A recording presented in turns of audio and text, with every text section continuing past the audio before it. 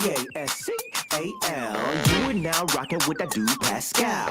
We be going wild, Haitian in the building, so original. Got the haters catching feelings. Get your hands up to the ceiling and keep them held high. Cause St. Louis isn't ready. Forget about it, goodbye. Hold on, we just saying hi. Five somebody, rise up. Weekdays, catch us live. Somebody, let's go. Ooh, good evening. Hold on, guys. Hold on, I'll be right back.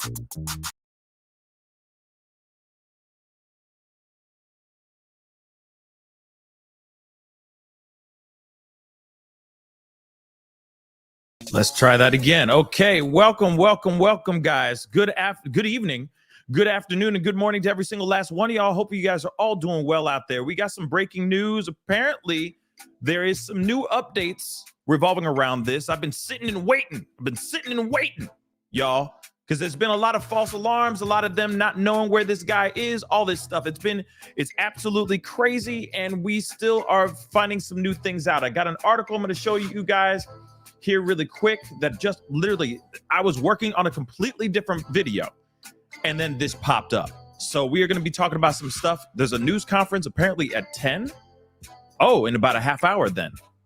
10 p.m. Eastern Standard Time, so 9 p.m. Central Standard Time. But we do have some information. Wow. This is absolutely nuck and futz, some crazy stuff. But Mrs. Krampus, thank you so much for the $5 super sticker. Let me grab that before it totally disappears on me. But yeah, I've been sitting here waiting. But they say this is 2 GSWs to his dome, just so you guys know. So something's up. Something must have been up. Somebody may have seen him, okay? And did this because they're saying I don't know how it's 2. You know what I'm saying? I'm curious about that. I don't know. Either self-inflicted or not. I don't know yet. We're going to talk about it here. Okay. Appreciate you guys. We're going to be putting on some news. We're going to read this article here in just a second. Hit that like button down below. Please send it past 300 likes as you guys start the file in. Okay. If you're watching on YouTube, set it past 300 likes just for being on here with some updates on this video or on this case, if you appreciate that. So hit that like button, okay? If you're watching on Facebook, please be sure to hit that reaction button over there too, okay? That'd be greatly appreciated. Don't forget to hit that subscribe button if you're watching on YouTube. If you're watching on Facebook, crush that follow button on my Facebook page, please and thank you. Okay, we got some things to get into, so let's jump right into this stuff, shall we? Okay. Good evening to every single last one of y'all. I missed you guys today. I had my show this morning with my sister, and then today was just a busy day. Okay. But I am happy to be back with you guys to talk to you guys about this and give you guys some updates on what's going on with this. Because there were some press conferences that have happened over the course of the day, but a lot of it was, some of it was really important and some of it was just kind of still them just doing the technical talk. Okay. But we got to take a look at this. This is pretty crazy. Okay. And honestly, my mind is absolutely blown. Says this Maine mass monster, okay? He is found gone in the woods with 2, not just 1, but 2, apparently, 2 GSWs, got to use these code words, to his head.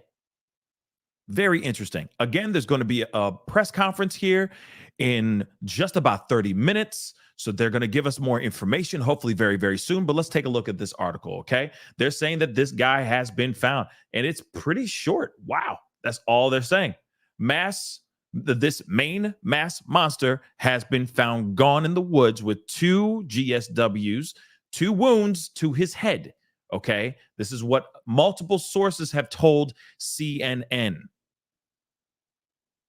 They're saying right here up at top, card was found in the woods near Lisbon with a self-inflicted GSW.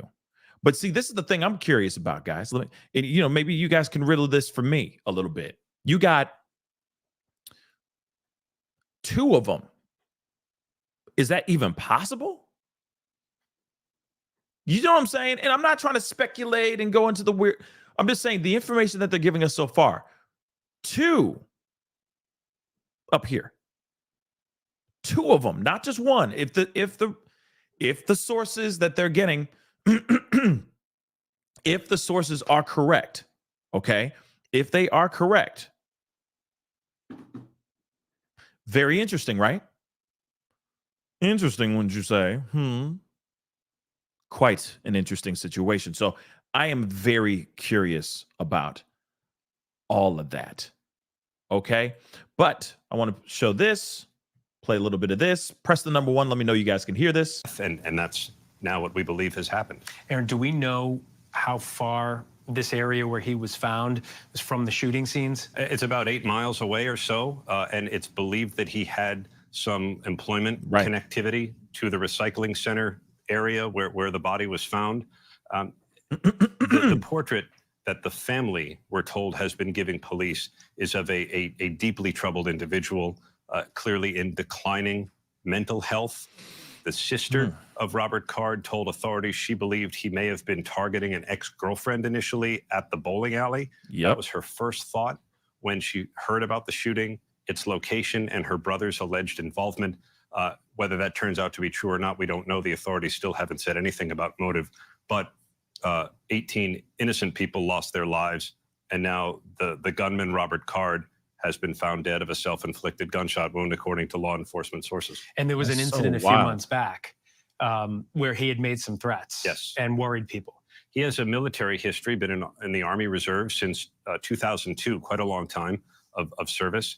And he was at a training facility for West Point cadets north of New York City when, and that was this past summer, when some of his colleagues said he was behaving erratically. He had threatened violence against some of his fellow soldiers, it appears. And because of that, there was an intervention, and he was treated for 2 weeks in a military facility.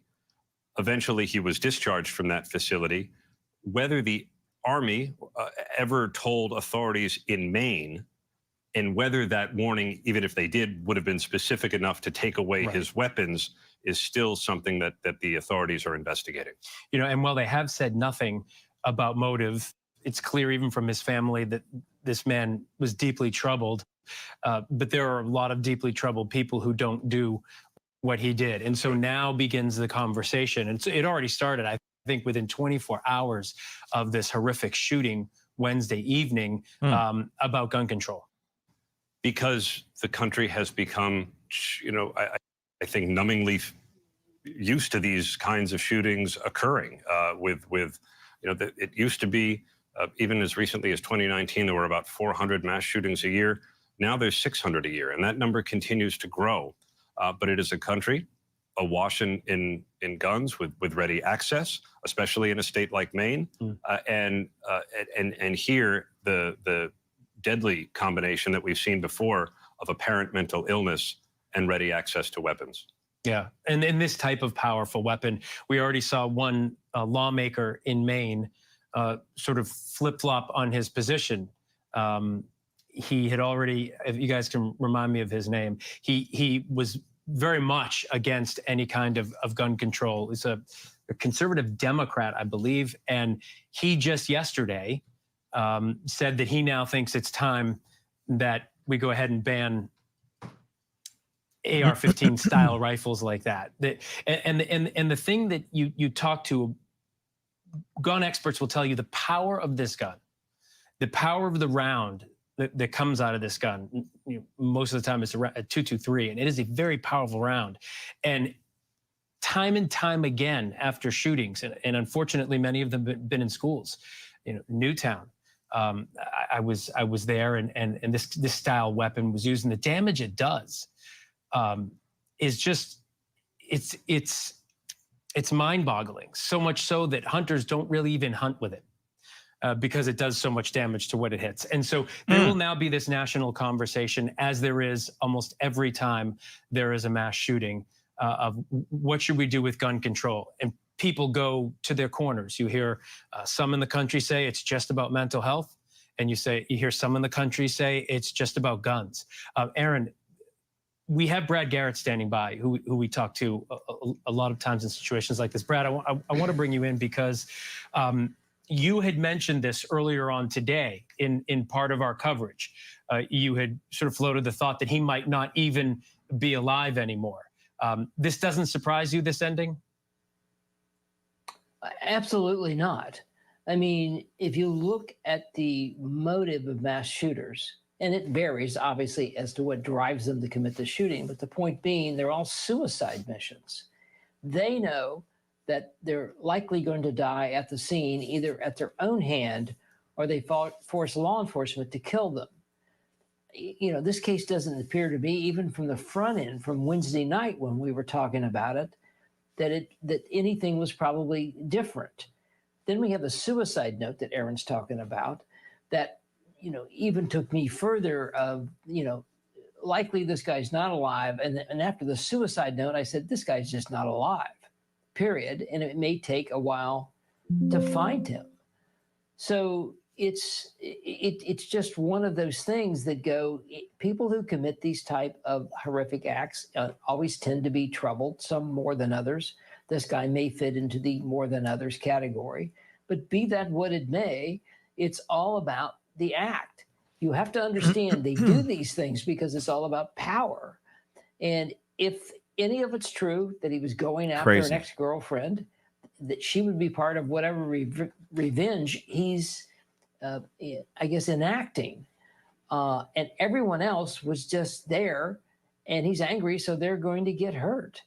You know, he in his mind, Phil, he's not shooting human beings. He's shooting things that he believes are against him, which makes no sense, obviously. But if you're delusional and you have revenge in your heart, it doesn't matter. Brad, Aaron is sitting with me and has some new reporting. We know that the body of Robert Card was discovered at a recycling center in Lisbon, Maine. This is not far from where the authorities discovered his vehicle, the white Subaru with the black bumper, on the bank of a river at a boat launch. He used to work at that recycling center, it's believed, and so may have returned there evidently to die by suicide.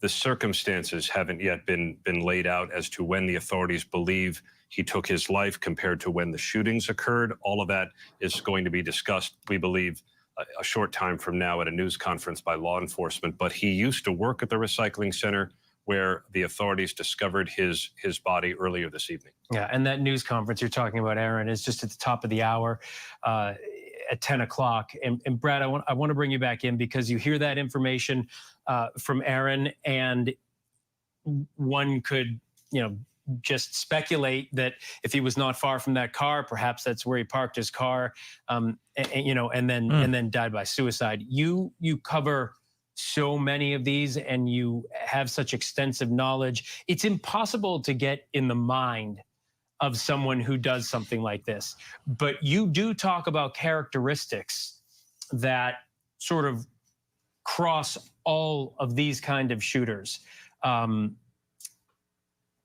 It's not surprising to you that in the end he was found dead. Police looks like telling us by his own hand, but I don't know about all that. Lockdowns and all the hysteria that was handled appropriately, you believe, by authorities in this situation. Well, I felt like they didn't have any choice. I mean, I have my own thoughts, experience, opinions about probably what happened to this guy, which ends up being true in this case. But you can't, you know, the whole idea of behavioral profiling is it gives you some direction, but it's just a spoke in the wheel, Phil. It isn't the beat all, the end all. It isn't Silence of the Lambs. It's an, you know, it gives you some help sometimes, and it takes you in a direction. So when I heard initially that, you know, he stopped at a boat ramp and he may have gotten in a boat, I said, well, you know, all that's possible, but it's not likely. I have yet to follow or study or talk about mass shooters where they have thought anything beyond the shooting itself. That's where they usually die at the scene. They have hit their glory. They have empowered themselves. They've committed this act. And then, you know, some of them have remorse after they do it. But the point being, they end up dead. And I think in this case, he drove, it sounds like, based on what Aaron is reporting, to this boat ramp because it's close to this recycling center, and he probably walked. And it also goes to, and I've said this several times this week, you always have to check out where people have a history. because when they disappear, it may be likely tied to something that they have gone to, worked at, have a cabin on a lake, whatever it might be. And many times that's where you'll find them, alive or dead.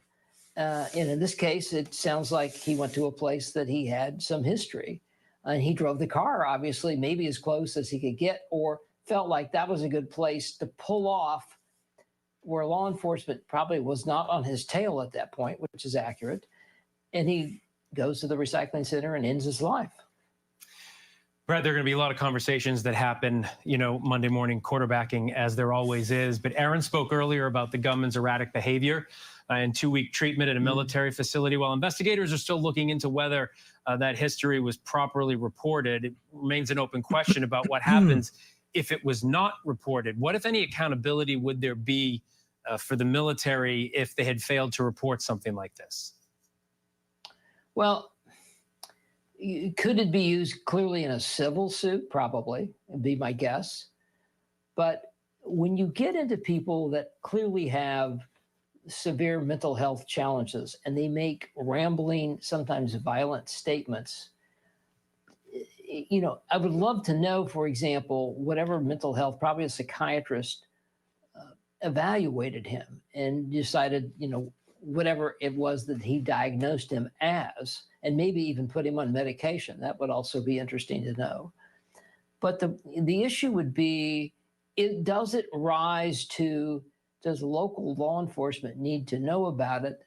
And this is a point I think we alluded to or talked about earlier, is would they even do anything with it if they had it? The failing in mass shootings typically is there are signs, there are things that happen with weapons, with behavior, with dark thoughts, with talking violence, whether it's online or in person, but we're not set up in law enforcement to follow people like that. You would literally need extra squads, units, whatever you want to call them, to keep track. You'd have to do it with mental health professionals, unless the cops were trained, had the background in that. And we're not, first of all, I don't have the manpower to do it, and a lot of it won't take you anywhere. But it's the only thing that we can really do. I mean, we're not going to get away. We're not going to stop, despite what some politicians are saying. We're just not going to stop making AR-15s. They're just not going to outlaw them, I don't think. And it's going to be a reality. So you have to find some alternative. And this is one alternative. And there are some cities that have combination of law enforcement mental health units. They're mobile units. They move around.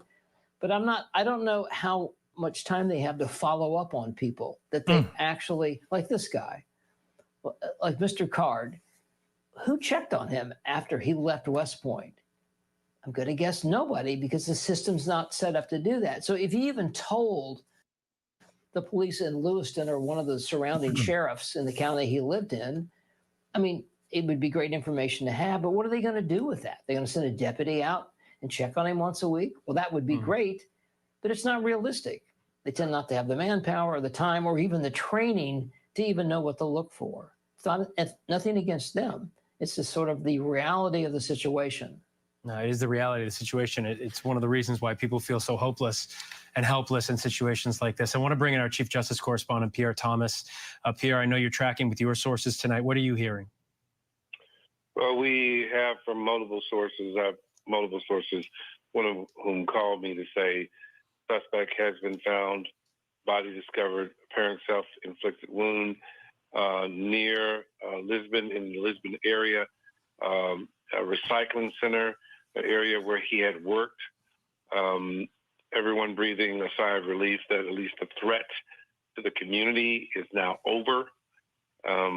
Clearly, now they will begin to do the postmortem on this whole issue of, how this person continued to maintain access to weapons. Again, I think the issue that Brad just raised in terms of the follow-up is an important one.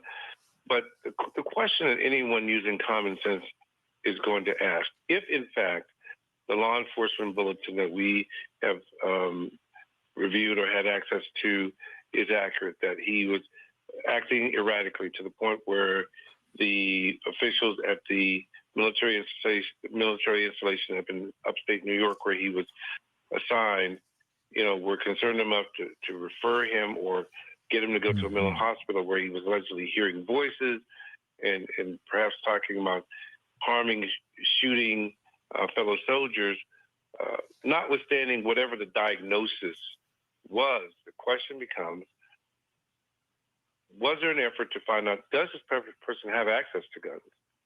And the whole question of whether they should continue to have access to guns. That's going to be the dominant question that many people are going to ask. What happened after he left that mental health facility in July after about 2 weeks, and why wasn't there more follow-up? I'm sure the people of that community, the people who have lost loved ones, that's the question they would want to have answered. And Aaron, we're sitting here and Brad is laying it out for us, and Pierre is talking about, the postmortem that is going to happen. I can't help but be struck by the fact that we've had this conversation so many times before. And it seems to me, in recent recollection over the last year or two, there have been many of these situations where there were, I don't mean literally red flag laws, but I mean red flags that were seen by people. And yet the shootings continue to happen. There is not going to be a trial here. It seems, by all accounts, that Robert Card, died by suicide. Died by suicide and acted alone, it appears. And the fact that his body has been found now indicates that in all likelihood there will not be a criminal trial, which, among other things, in addition to seeking justice, does give the community the benefit of having law enforcement lay out all of the evidence and everything they know. We'll see what law enforcement's prepared to share. But the digging that would ordinarily continue, the search for the evidence, and all of that goes into that, is now much more relaxed and less urgent. And it without the benefit of a trial, you wonder if a complete narrative will ever fully be made public or known. Right. And then you wonder what's better for a family that has just lost a loved one in this sense, knowing that someone's going to be held accountable, getting answers through a trial, or knowing that the person is dead. I mean, either way, whatever we talk about here, whatever we figure out about this person. Yes, Joy, I am. At the end of the day, their loved ones are gone. And who knows nothing can make it any better. And there's no reason for it. At least with the... Okay, I have to interject. I haven't spoken at all through this whole thing because there's so much information. Obviously, we're still trying to find out everything. The information we just found out right now is still very shocking. I am absolutely shocked, and I think all of us are surprised. Obviously, there's a bit of weight that is being lifted off of all of our shoulders because Maine's kids, the kids of Maine, can actually go and trick or treat this weekend without any fear of some monster out here lurking in the streets. I still would say be vigilant out there, be safe out there, because there's a lot of bad people out here in these streets, okay? And it could inspire more bad things. Let's be real, okay? Now, let me see what he has to say really quick. Things like that. And this is certainly, as you and Aaron have been talking about, going to bring a mixed bag of emotions for this community. Absolutely, there is going to be relief. I mean, you're talking about mourning. Aaron mentioned... He's basically echoing just what I'm saying right now. The level of relief, obviously, is real. People are going to be very happy that the threat has been eliminated, or that the threat is no longer there. So kids can actually go be kids this Halloween weekend and trick or treat safely. But again, be safe out there, guys. Keep your heads on a swivel. I know I say that a lot, but I don't care. It's the best way of saying it. Keep your heads going like this, okay? And if something weird is going around you, say something, okay? If you see something, say something, period, point blank, because this could inspire other people to do very bad things this weekend as well, okay? So please just be responsible and be vigilant out there. But one thing I do want to point out, that it is really frustrating, okay? For me, it's frustrating because let's be real. Now that this man is no longer here, guess what's going to happen? Even T said it. So I'm T Williams, my boy T, he said it. And it's so I'm going to sound like a broken record here in a second, because I'm sure we've all talked about this and said this a million times over. But guess what's going to happen? This is all going to get swept under the rug in a couple weeks. And we'll be back to our regularly scheduled program, back to our same old stuff, back to our rat race of trying to make money, trying to save that bread, trying to take care of our kids and all that stuff. And then next thing you know, some BS is going to happen again. And then the conversation is going to be plop, thrown right there, this bloody carcass thrown right on top of our dinner table for us to look at. And then suddenly out of nowhere, when we finally say, yeah, it's time. Yeah, you know what? Yeah, I think it's time to talk. It's time that we talk about it. Yeah, we should address the bloody carcass on the dinner table finally. But then as soon as we finally start to talk about it, that carcass disappears into a pink mist, gone. Every single time a tragedy like this happens, we talk about it. We say we're gonna, we gotta come together as a force and change the world, and then nothing happens. You had politicians going on, yes, Hercules. I'm so happy for them for at least one politician going on the mic and saying, well, maybe my choices have been wrong. Maybe me, defending and being on the side of this has been a bad idea. I might have to change my ways. He's saying that on the mic, but is he going to do something? I'm saying real talk. So this is the part that is really frustrating, for me at least. And I'm sure y'all can echo and feel the same way about it too. Even the ones in the nosebleed seats that feel some type of way about, we must have our guns and all that stuff. This is getting too much. This is getting ridiculous. Even the ones in the nosebleed seats that are sitting there going, this is a mental health issue. It's not the gun that does, it's the man behind the gun. It's both, guys. It's both. And I wish people would listen. And I wish these politicians would stop getting their pockets lined up by these other organizations. And they're going out there just being a mouthpiece, a puppet, to say, hey, these AR-15s are just all right. You just heard them talk about it. These are high velocity weapons. These weapons are so strong that even so vicious. How vicious are they, Pascal? They're so vicious that even hunters don't use them when they go hunting because it destroys. It literally is so vicious when it's used when they go hunting. Ain't nothing left to eat. Ain't nothing left to go and put up on a mantle and go, yep, I done did. I stood outside in a bush for 5 days to get that buck. Look at that thing right there. Ain't that interesting? They don't even use it for hunting. So why do we have them out here for everybody and they mama to have out here acting a fool and doing terrible, heinous things like this? I'm sorry. I know some of y'all won't agree with me on this. That's fine. It's a combination of both. It is the peanut butter and jelly sandwich of the issue. It's not just the peanut butter. It's not just the jelly. It's both of them together. We got to figure some things out. And what's frustrating about this is that we got somebody that just did something so unthinkable, so terrible, took 18 lives. Bunch of other people are fighting for their lives in the hospital right now. Several people, hundreds of people are absolutely traumatized. Little kids are traumatized right now. And now that this man is gone, it's kind of like out of sight, out of mind. Thank God we can go back to our regularly scheduled program. Forget talking about trying to keep these things off the streets and keeping them in the hands of some nasty, terrible people. It's fine. He gone. So the issue's gone. It's like we're talking about a bad marriage here, y'all. Like it's terrible. It's terrible. This is frustrating. Because we'll go back to the same old thing again, guys.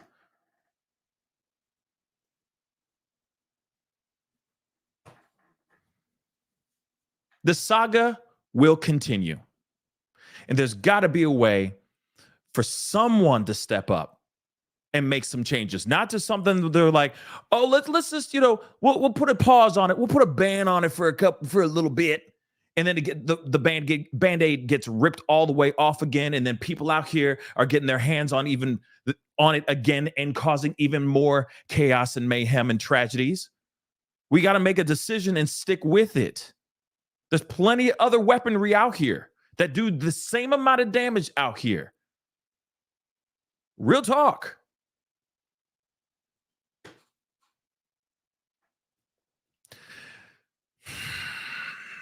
Woosah, pressure points. But you get what I'm saying, guys, okay? And I'm not speaking on the side of like the political side of things. I'm not talking about right or left. I'm not talking about Democrat or Republican. I'm not talking liberal or conservative. I'm just talking about life.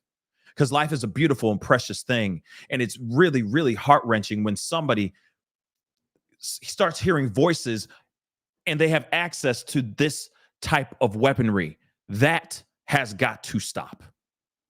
Forget politics. Forget what looks good. Let's get ugly. Yes, I use the U word. Let's get ugly.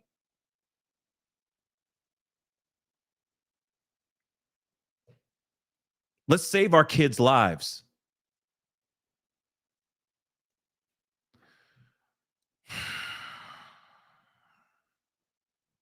Woosah. Pressure points. Let me get some of these super chats really quick. I can prep two. Thank you so much for the two Canadian dollars. Thank you so much. How's the maple syrup up there? Is it good? Is it really as good as they say? Do they keep the front? Do you keep your front door open or no? Because I heard those things about Canada. But anyway, moving on. Is nihilism just on the rise? Utter hopelessness. Yeah, I honestly, all jokes aside, Canada's great. Okay, but yeah. I don't know. We live in a crazy time. We most definitely live in some crazy, crazy times for sure. Okay. Ooh, I lost the feed. Hold on. Let me bring that back because there will be in about 3 minutes, there will be a press conference allegedly. Okay. Let me get that back up so you guys can see it. There it is. Okay. Let's see. Thank you so much, Rianne, for being a member for the past 10 months. I really do appreciate it.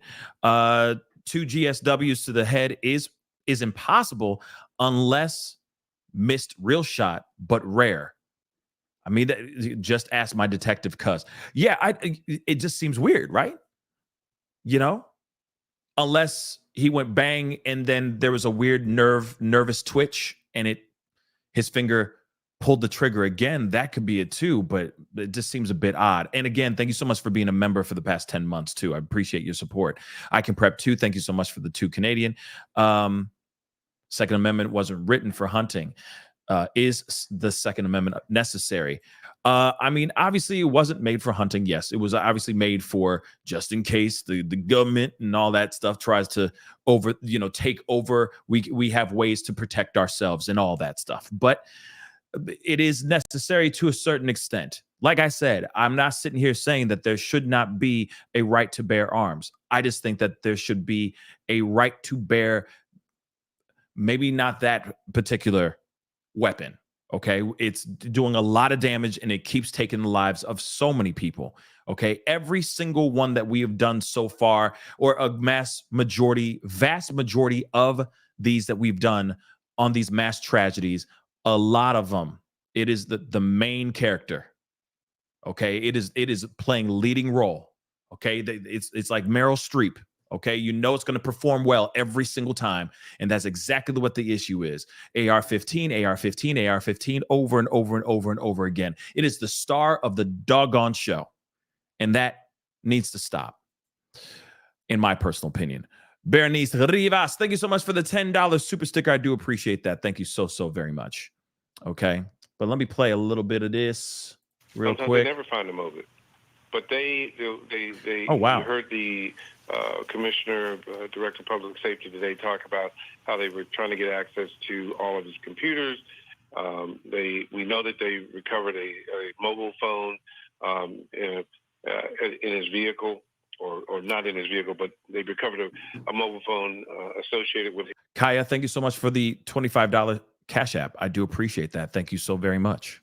All these details are important because the other thing that happens after these cases is that agencies like the Secret Service, FBI, in addition to the state officials, will do analysis to add to the growing body, unfortunately, of evidence in cases, so they can better understand and the profile of the people that do these kinds of things, how they act out.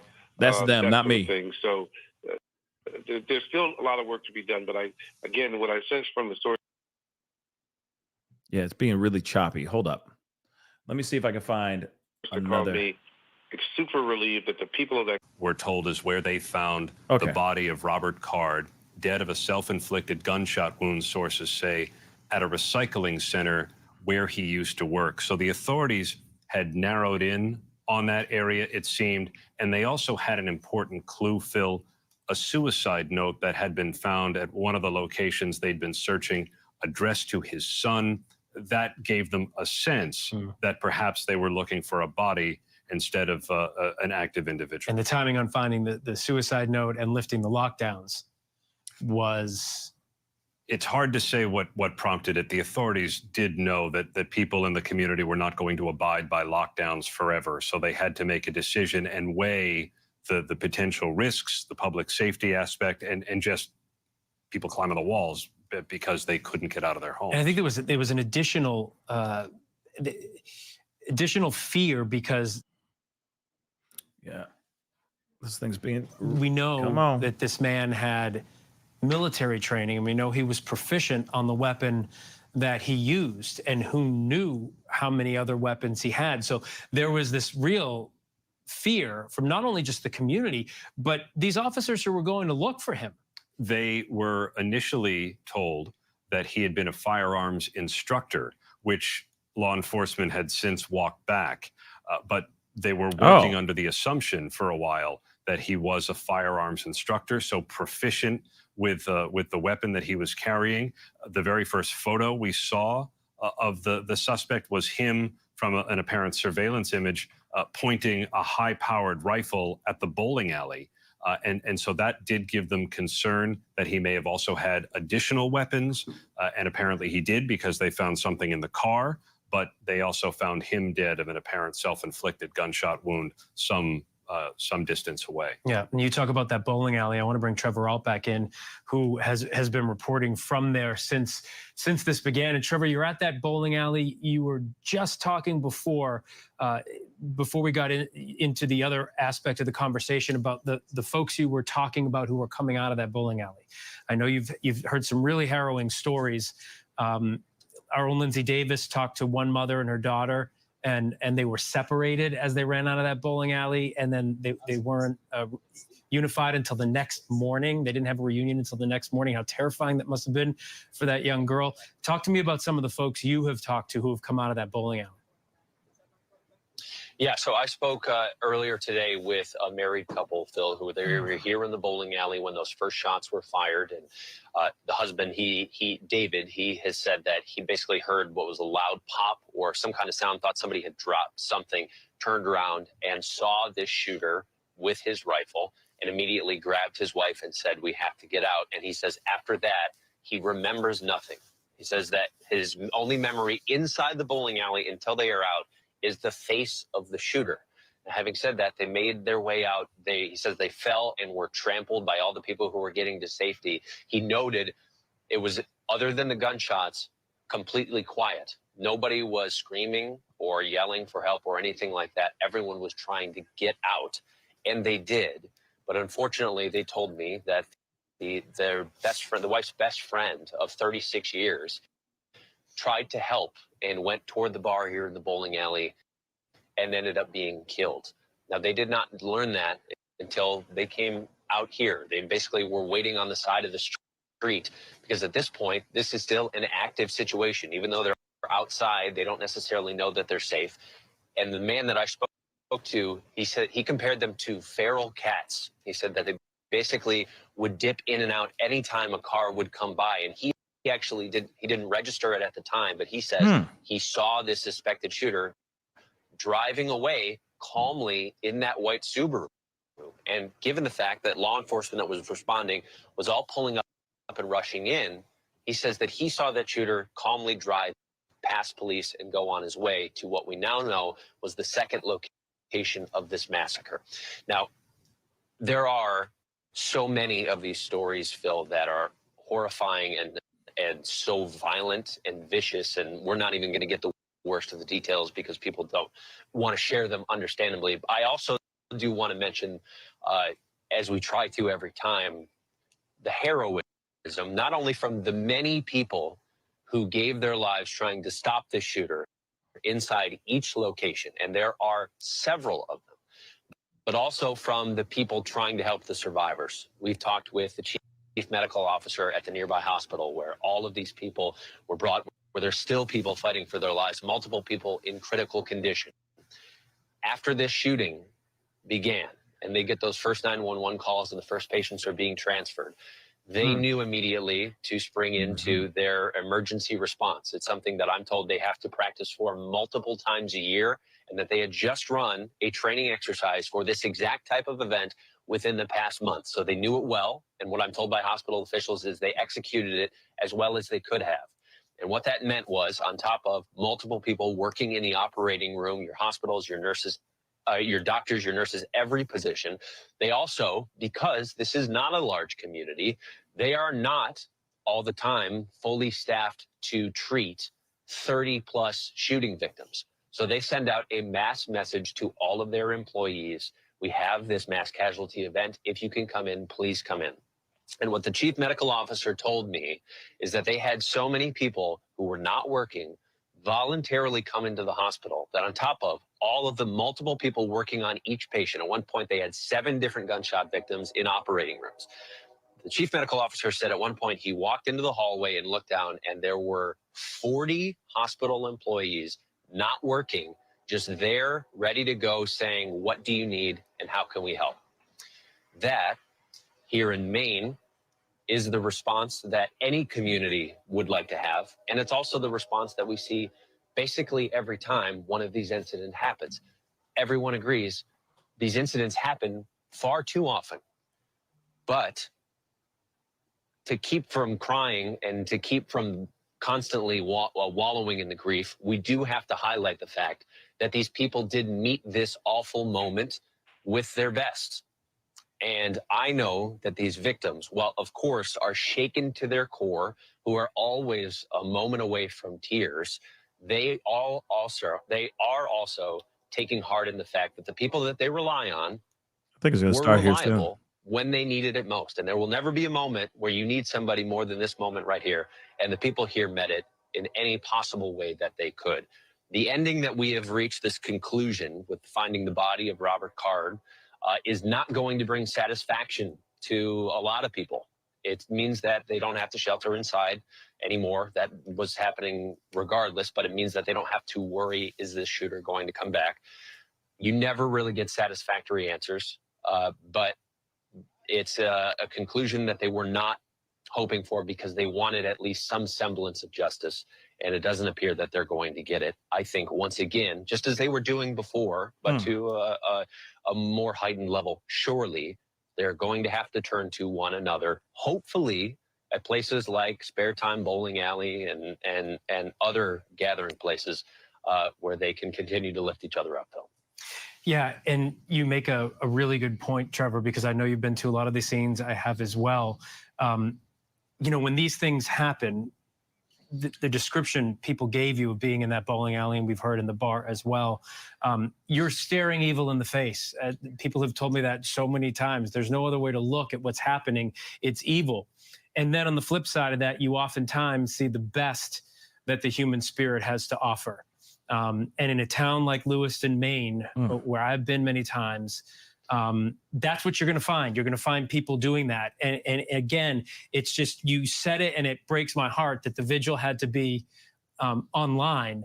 But now those same people who rushed to that hospital, those same people who helped the injured, all of those people are now going to be able to come out of their homes Even though the lockdown was lifted, there was still fear. They're going to be able to come out of their homes. And as you say, they're going to be able to put their hands on each other and hug each other and support each other. And really, that's the only way that any community in this country knows how to get through something like this.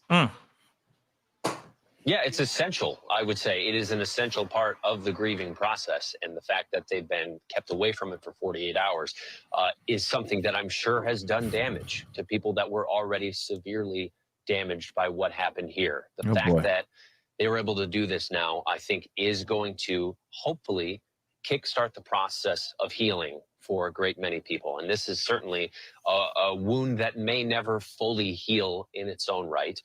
But just watching this evening after this was lifted, to watch people start to go out and about and to start to pull the barricades back just a little bit. I mean, we're closer to the bowling alley than we were ever allowed to up till this point.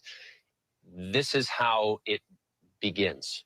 And I kind of have always wondered in the aftermath of this shooting how people, when devastating tragedies occur and you're in a city, how in most of the city, life continues to go on. And part of you wonders, how do people just kind of go about their day with this horrible thing that happened? And having been here, I'm kind of learning you need to be able to go about your day. You need to kind of be able to keep that drum beat going, to return to some sense of normal. And I think that that will be in terms of just, being able to leave the house, but also hopefully in the long term, there's a term, and cut me off, Phil, if I'm going on too long. There's a term in sociology called the third place, which is that we as a society, you have your home and you have your place of work, and you need a third place to go get that sense of community where you are with other people. You get that interaction where you get to be yourself. For some people, it is at the bar. Maybe it's at the barber shop. Maybe it's at the bowling alley. These people need that sense of community to not only endure this tragedy, but to then be forced to stay home out of fear and out of danger is something that absolutely made this process all the more difficult. This is at least a step towards getting that. I'm saying the same thing over and over of these people will have to lean on each other to heal, but that is the bottom line. And that's all that you can do when the worst thing possible has happened. Yeah. No, Trevor, it's never too long. That's to talk about the people who are injured, the people who were. I'm going to mute this really quick because there's an article here that I'm going to read to you guys. There's a little bit more to the article I read to you guys before. They had like one sentence. Now there's a couple paragraphs. So I'm going to read this to you while we wait for this press conference, because the press conference is supposed to be happening here anytime now. It was supposed to start literally as of 13 minutes ago, but they haven't done anything yet. But I just wanted to give you guys this information because this is just from an outlet, and this is information I'm sure you guys would really appreciate. So let me give you guys this. Okay, so Robert Card, was found gone in the woods with a inflicted wound to himself, to his head, ending a 48-hour manhunt involving over 300 members of law enforcement. Andrew Scoggin Sheriff's Office wrote on Facebook, the suspect in Wednesday night's tragedy has been located and is deceased. He was found near Lisbon, where his car was abandoned shortly after Wednesday's the tragedy. His body was reportedly located near a recycling plant from where he recently was fired. So he was recently fired from the recycling plant. So the place that he was found gone is the place that he used to work at. And I guess he was recently fired, and that could have triggered some things as well. That could have been part of this whole thing here too. It's unclear how long he had been gone. Okay.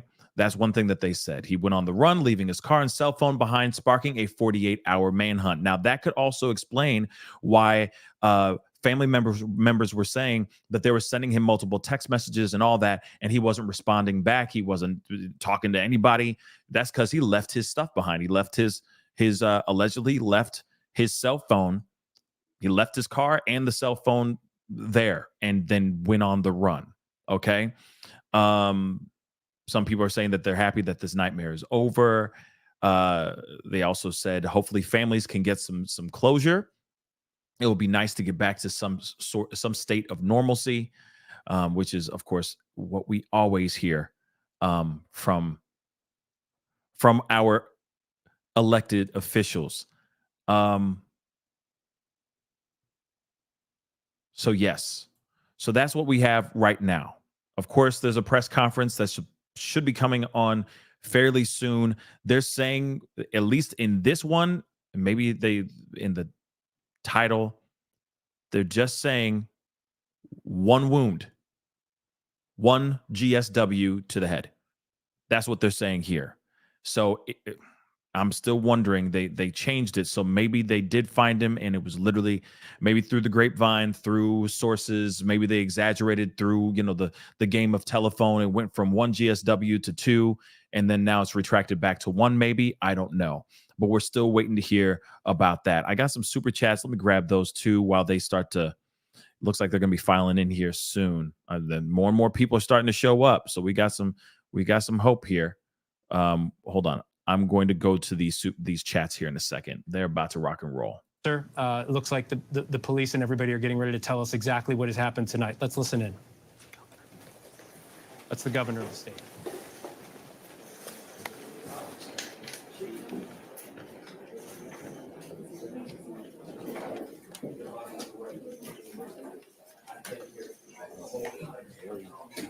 Demeanor is completely different this time now, guys. Thank you very much for coming.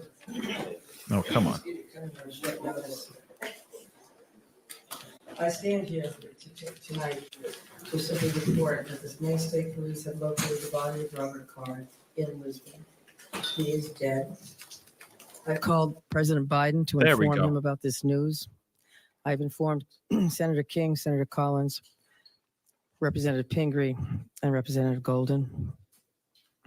Commissioner Sawchuk will describe the circumstances of that discovery in some detail in a few moments. But this discovery is entirely thanks to the hundreds of local, county, state, and federal law enforcement members from all over, and people from other states as well. People who searched tirelessly to arrive at this moment. And on behalf of all Maine people, I want to express my profound gratitude for their unwavering bravery and determination and fortitude, and for the leadership of Lewiston Police Chief St. Where'd he go? Right there, that guy. Lewiston Police Chief St. Pierre. Like many people, I'm breathing a sigh of relief tonight, knowing that Robert Card is no longer a threat to anyone. I know there are some people, and many people, who share that sentiment, but I also know that his death may not bring solace to many. But now is a time to heal. And with this search concluded, I know that law enforcement continues to fully investigate all the facts so we can bring what closure we can to the victims and their families. And I ask that all Maine people continue to keep those families and all of the people impacted by this tragedy in their thoughts and prayers. Lewiston is a special place. This isn't us. Lewiston is a great place. It's a close-knit community of fine people, people with a long history, a history of hard work, of persistence, of faith, of opening its big heart to people everywhere. And tonight, the city of Lewiston and the state of Maine begin to move forward on what will be a long and difficult road to healing, but we will heal together. Thank you. And again, my deepest gratitude of all the people of the state of Maine, to these wonderful members of law enforcement who came from all over to help us solve this crime, and put closure on this investigation.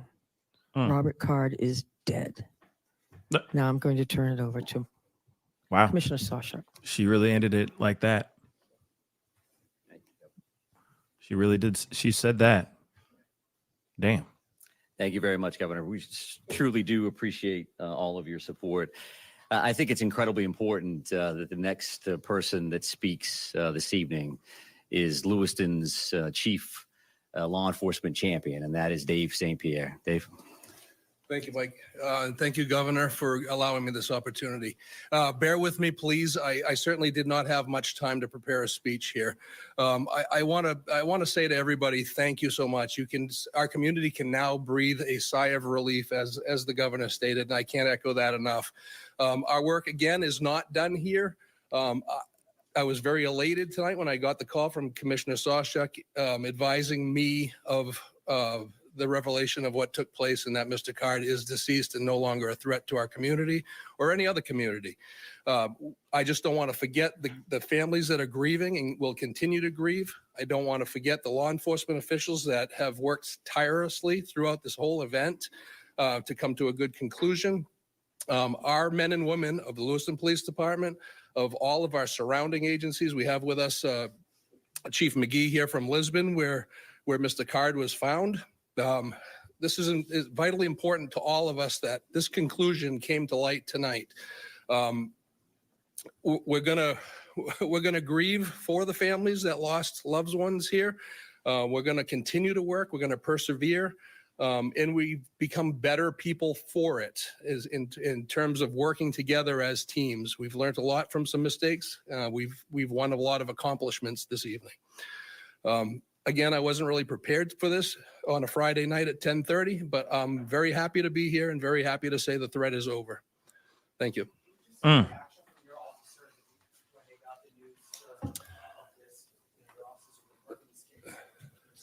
Sure. So our officers are being notified now as we speak. Some know, obviously, sooner than others. There are many that are still home. They're home with their families. And I'm quite certain at this point in time, we all know about this.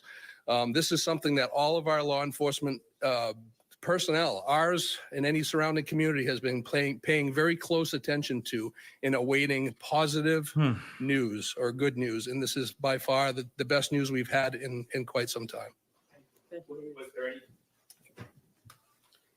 Was there any belief at this time that the suspect was dead before finding him, or did this come as a brand new revelation that you never saw coming before this?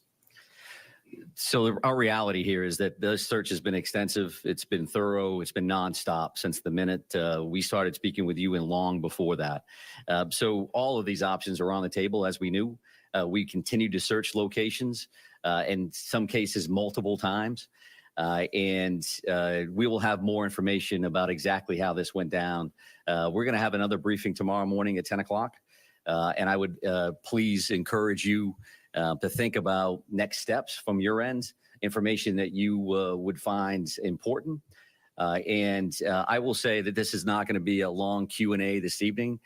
We wanted to make sure that we got this information out as fast as possible and as responsible as possible. And what I mean by that is that the time between the notification of the press release and now, there wasn't a lot of details there. There wasn't a lot of details there because we wanted to talk to the victims' families. We wanted to say, this is coming. It's important that they heard that information as close to first as anybody else. And you know who else we called was the family of the suspect. And they lost a loved one in this scenario. And there were many of that family that was very cooperative with us throughout. So they deserve that phone call. So we had those conversations tonight before joining you here. We also got a chance to spend some time with the brothers and sisters of law enforcement and our public safety partners that have been so incredibly helpful over the last few days, to say the least. So one second. So right here, sir. So at 7:45 this evening is when Mr. Card was located. I won't give you an exact address. It was near the river along Androscoggin in Lisbon Falls was the actual location. Ma'am, did you have a question? Ma'am, did you have a question? When did police think he died? that all remains to be seen, right? So our reality is that we found that body at 7:45 and it's 10:25 now. So there continues to be a lot of work that needs to be done here at the scene with the medical examiner's office. So there's a much more follow up to what happened. But sir, did you have a question? Any indication that he had an accomplice, and how was he found? I won't be able to answer either one of those questions at this point. Accomplices and things of that nature, we've had no indication of that since the very beginning. But as we've talked about before, these next steps are going to gives us an opportunity to do things as fast as we can, in the sense that we want to provide closure and information, but also slow things down a little bit, because we need to look at video evidence. We need to look at the various pieces of technology that are in play here, in hopes that that gives us some additional information around some of the things that you're going to be concerned about. Yes, ma'am.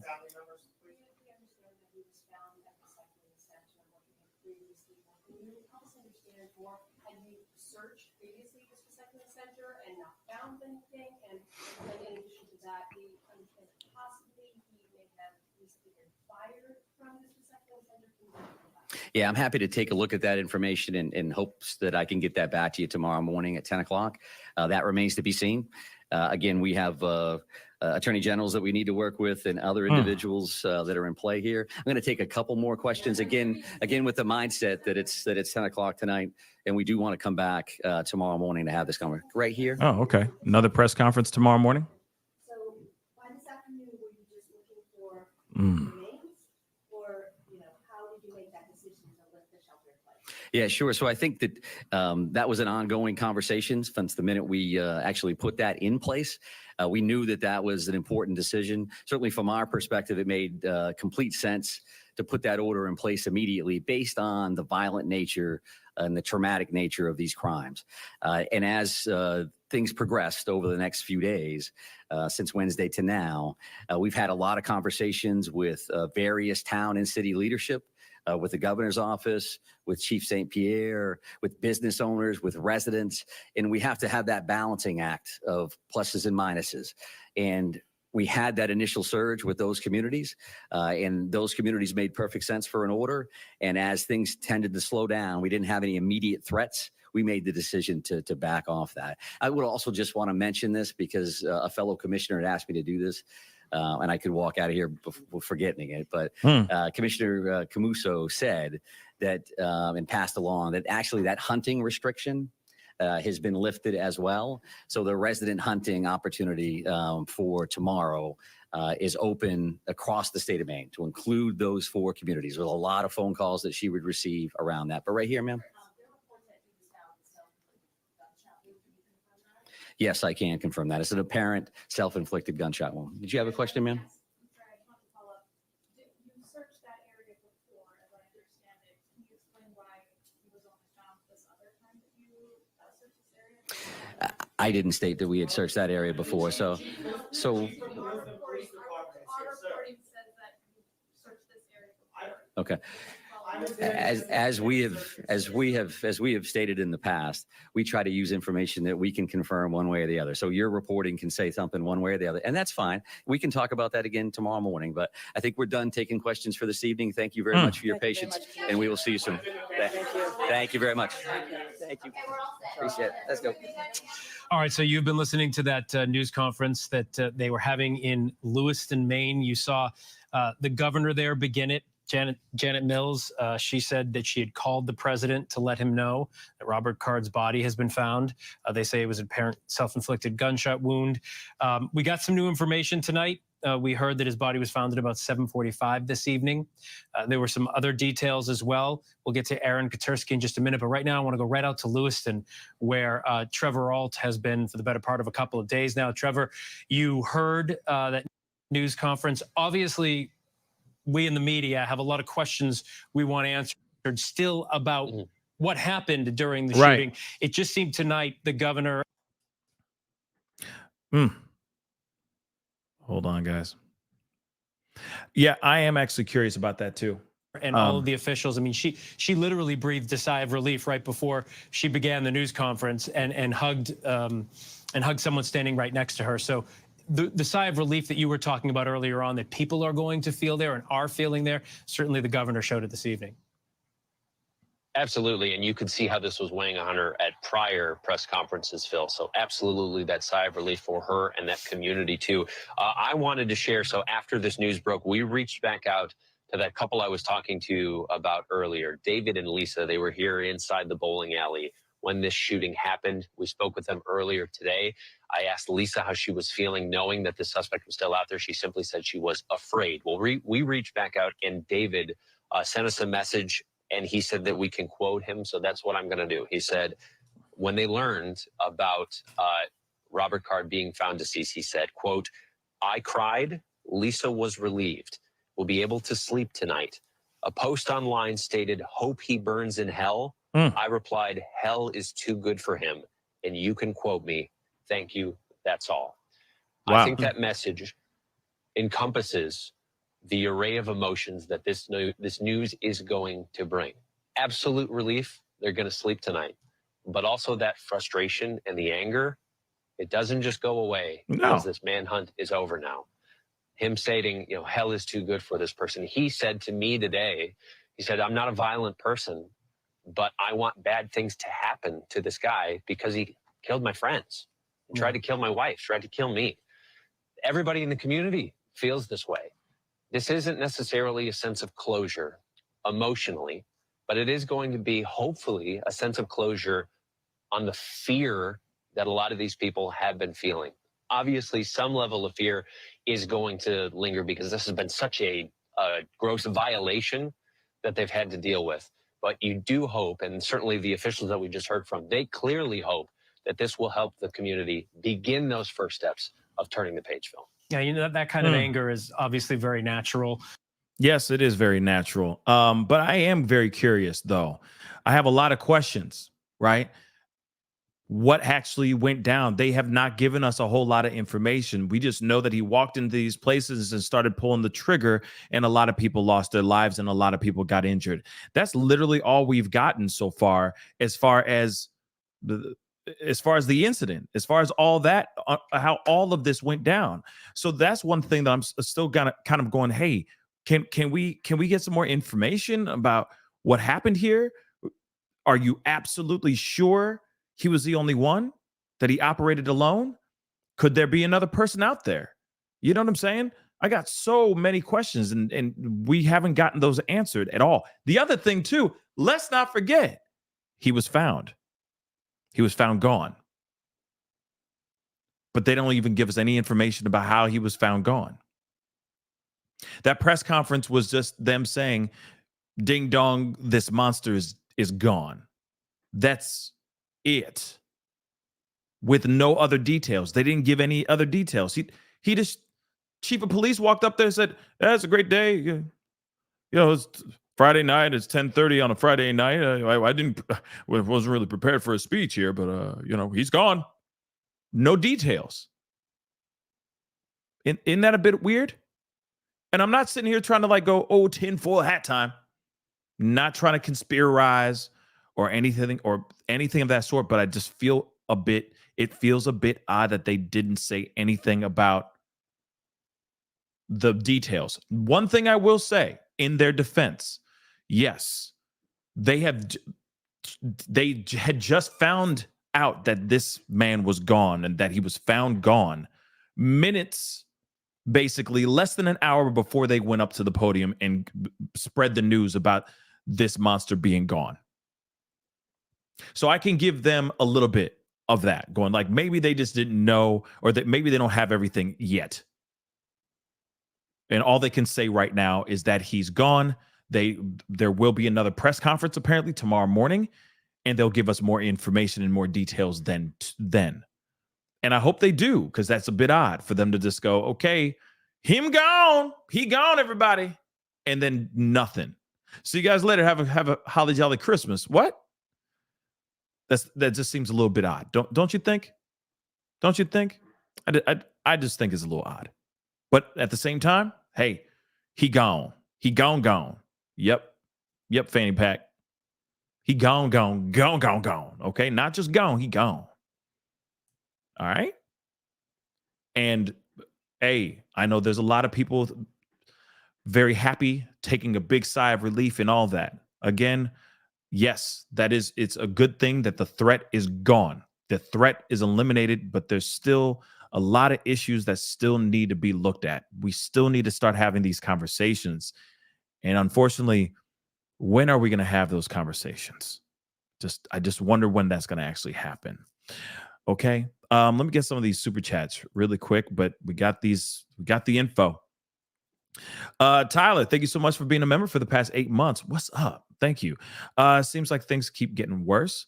We need to hold on to some hope, even though I know in the near future nothing fundamentally changes. Yeah, it is kind of it's kind of unfortunate, and that's the thing. Especially right now, we're living in a very tough time right now. Especially with everything that's going on overseas. There's a lot of stuff going on with that, and there's a lot of people in America that are feeling some type of way about about how things are being taken care of out overseas. With everything going on with that, you got that going on. You have people, it's a very there's a lot of tension in the air. Okay. And I can see that's why I fear for things to go and have a turn for the worse, if that makes any sense, given the things that are going on, the battles, the wars that are going on overseas. There's a lot of people that feel some type of way about it here in America. I can see the tension percolating and growing. People are demonstrating. A lot of things are going on. Some people are losing their lives right now because of everything that's going on overseas. It's pretty crazy, So even more now, we should be talking and thinking about what we're doing with these weapons, because a lot of people have access to these things. And I mean, as you can see, some people are just really 2 seconds away from picking a weapon up and causing some serious damage. And it's sad, but we got to make changes soon, and stick with them. That's the thing. Jacqueline, thank you so much for the 10. Thank you for all you do, Pascal. Thank you. I really do appreciate the support, and thank you so much for that. Purr, thank you so much for the 5. I work with law enforcement and mental health. I think you're saying MH, mental health. I would love to do a live with you one day, share how things actually work when it comes to mental health. I'm assuming law enforcement and policy. Hopefully I'm saying the LEs and MH correct.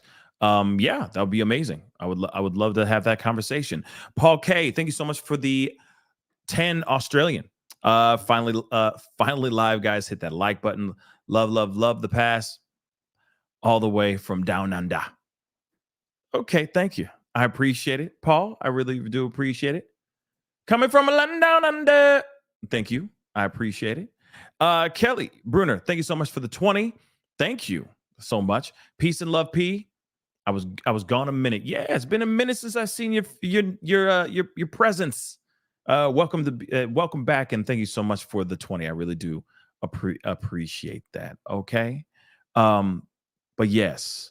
But again, we don't know what's going on. Zebedee just said WW3, the trilogy is coming soon. I hope it's not. I really hope it's not. We ain't got time for it. Okay. We ain't got time for it. And I really don't want to see that kind of carnage. I mean, we're already in war. Does that make sense? We're already in a war within ourselves.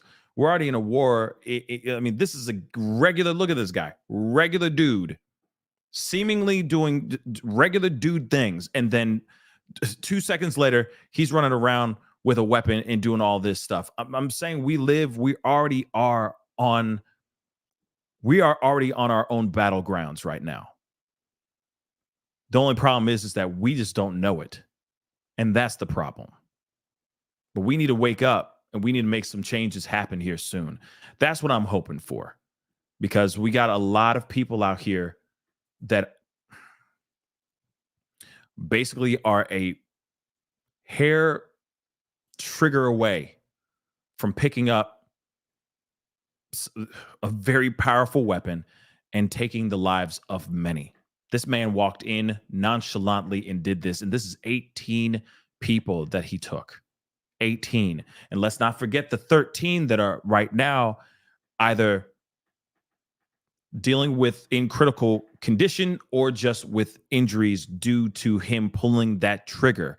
That is some serious ish, y'all. And that's one man with one very, very powerful weapon. Think about that for a second. It's pretty scary. Pretty damn scary. Okay. But of course, I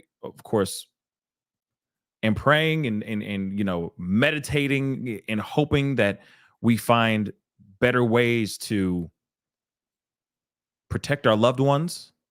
And I'm hoping that we can somehow, people on both sides of the aisle can come to a final agreement on something so that we can stop having all these terrible things happening. Whoops. Because they're happening way too often. They shouldn't even be happening at all, but they just keep on happening. Guys, I'm going to be wrapping up here in a minute, but I do want to share this with you guys really, really quick. So I am putting together something fun, something to just have a little bit of some good times, some laughter, and it's just some stuff, just an event to feel good, okay? To smile and laugh and have a grand old time, okay? And I could really use y'all's help. So I just pinned to the top of the chat my GoFundMe page. I am just trying to raise a little bit of money so I can continue creating some skits, some parodies, and then of course we'll be doing a live show, putting in these skits and these parodies, okay, and these fun events and all that stuff into this one holiday special. That is not cheap. Doing something like that is not cheap. And so I'm asking if I can get the fam to help me make this fun holiday special actually come true. Okay. Now, if you haven't seen any of my skits, please, by all means, actually, I'm going to put, I'll put the playlist. I'll put my skit parodies playlist in here just so you guys can see what I have been doing. Okay. What I am doing, what I have been doing. I just haven't done it in a while. I'm like getting back into creating more comedy and creating more skits and all that. But like I said, it's still, it's baby steps, but I just recently did a skit where Michael Myers writes a love song. I just put that out yesterday. Go check it out. If you thought it was funny, or if you think it's funny, please go over to this page and show some support if you can. Let me just blow it up even bigger for you guys so you guys can see it. Go on over there and take a look at it. Okay. That would be greatly, greatly appreciated. Real talk. Like I said, this requires actors. It requires cameras, crew, costumes, props, all those things that, like I said, all the things that I have in my mind that I want to do. It requires all of that, right? And that stuff isn't cheap. That stuff costs money. Even the editing, if I want to do graphics, special effects, etc., those things are not cheap. Man hours and all the people who are so talented in putting even one video together, even one little skit together, can be costly. Okay. And so I'm asking for just a little bit of help. Okay. So the GoFundMe link is pinned to the top of the chat. Please go and check it out. Like I said before, $1, $2, $5, $5,000, whatever you think you're comfortable with sharing some love, that would be greatly appreciated. All of you guys, every single person that contributes, that becomes a patron, and donates into this GoFundMe will get credited in the actual show as well. So you guys will all get your names out there on the thing as a special thanks card in the beginning and in the end of the actual show itself. Because without you guys, I wouldn't be doing this. You see what I'm saying? So again, please consider going over there and just donating a little bit. That would be greatly appreciated. And again, every single dollar that you put into that you help raise for me to help me put this together, you will see it on the screen. Okay, you will definitely see that on the doggone screen. Okay, so please go check out my most recent skit. That would be, because I know, again, I'm trying to slowly kind of put these in the right place, because I want to give you guys the news, and I still want to give you guys the stories that I give you guys, what I usually do. But it's nice to have a little bit of a breather from all the heavy conversations that we have, and just have some fun, just act a fool a little bit and laugh. Laughter is the best medicine in my personal opinion. And on this channel, we do laugh a lot, but it's always surrounding such heavy stuff. Think about clicking on something and knowing that you're going to smile or that you're going to laugh because you clicked on that video, and it's going to be funny. You see what I'm saying? Which is a lot of pressure for me, because I got to make it funny, but you get what I'm saying. Instead of you clicking on a mass tragedy, and then I say something little, quirky or funny in the video, you see what I'm saying? It's like a needle in a vast haystack. You see what I'm saying? So anyway, if you want to contribute, that'd be amazing. I got a long way to go if I want to make anything happen. So please donate if you can. Again, I want to do something really great, do something really different, and fun.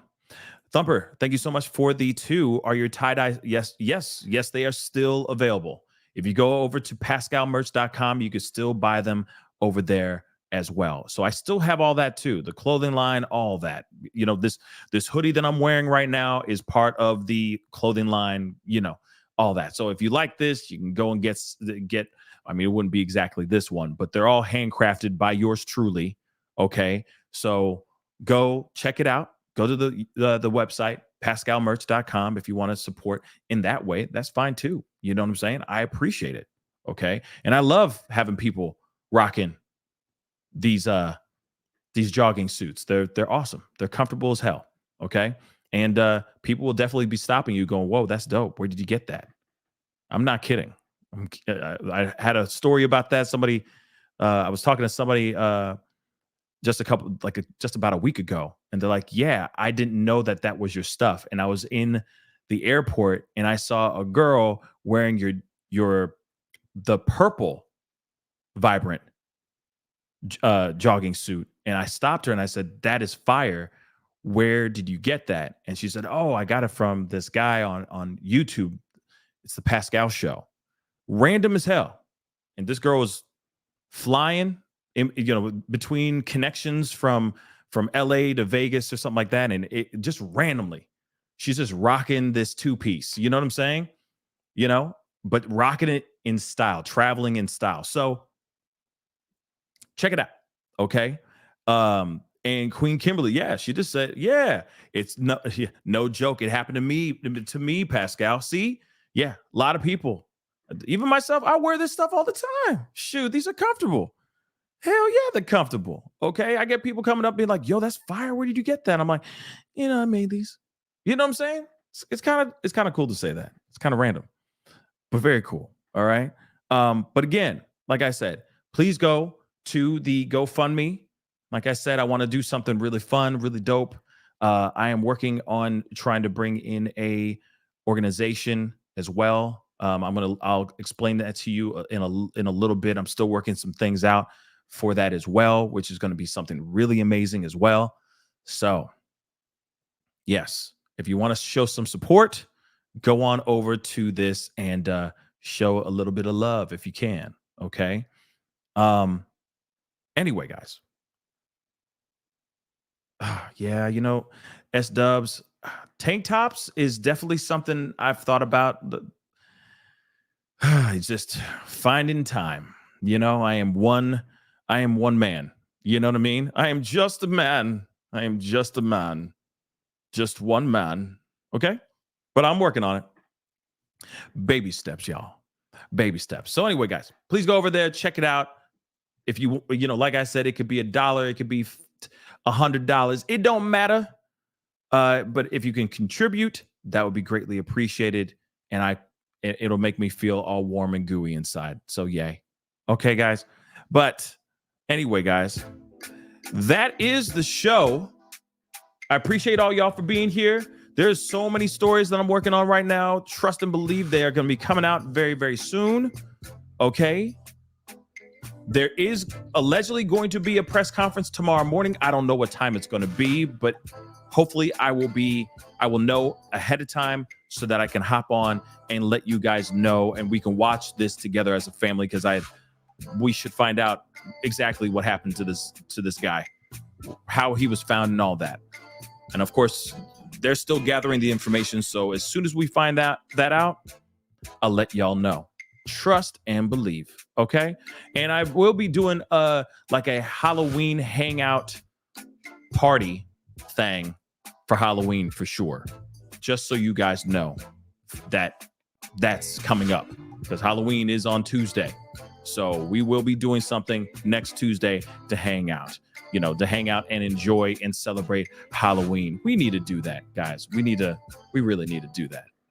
Do something fun. Okay. Anyway, guys, it's time to get going. I appreciate all y'all. Well, wait a second. Oh, I already did that one. Just making sure I don't lose all the super chats. Hit that like button down below. That'd be greatly appreciated. Please and thank you. All right. This monster is no longer here. The threat is gone. The threat has been eliminated. But we still got a lot of work to do, everybody. Doesn't mean that the problem is gone. The problem's still there. We need to figure something out soon. Hit that like button down below, please, and thank you. Hit that subscribe button. If you're watching on YouTube, if you're watching on Facebook, hit that follow button, please. And thank you again. Of course, it'd be great to have you a part of the Pascal Show family on both platforms. So hit that subscribe and that follow button over on Facebook. Anyway, guys, it's time to get going. Have a great rest of your night. Hug your loved ones. Have a cold one on me. But if you have more than just one cold one, please have someone drive you home. If you're not home, you feel me? Okay, guys, it's time to get going. Be good to yourselves. Be good to one another. And I'll see you guys very, very soon. This is the Pascal Show. Bye.